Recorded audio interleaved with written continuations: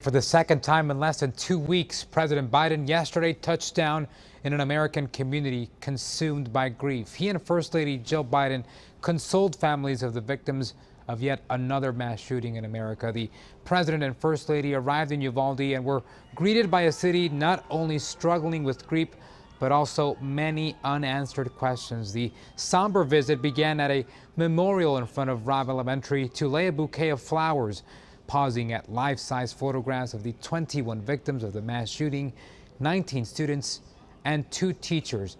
They placed their hands on each photo and read their names. The Bidens then attended Mass at Sacred Heart Catholic Church, where some of the victims' families worship. So many people who go to this church have a connection with someone at Robb Elementary, which is less than just a mile away. The President and First Lady received a mostly warm welcome, but some in the crowd called for action.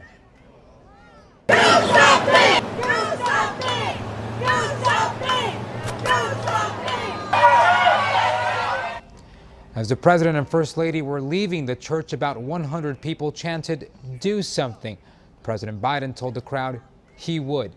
Many Americans, like those in Uvalde, are calling on the President and Congress to act on gun control before another massacre happens. I think what they need to do is put their anything political aside and start thinking like a human, not politics. Politics should be their second, and I think humanity should be first. This morning, authorities are under mounting scrutiny for their response to the massacre. The Justice Department has announced it will review the criticized response after officials revealed that many victims repeatedly called 911 for help, while a commander told more than a dozen officers to wait in a hallway. The gunman was in the classroom for 77 minutes before officers actually went inside and killed him. Some frantic parents could be heard yelling and telling officers to charge inside and stop the massacre. Many victims will be laid to rest this week. Texas Governor Greg Abbott says an anonymous donor has paid $175,000 for the funerals, and he will make sure the money gets into the right hands. Megan?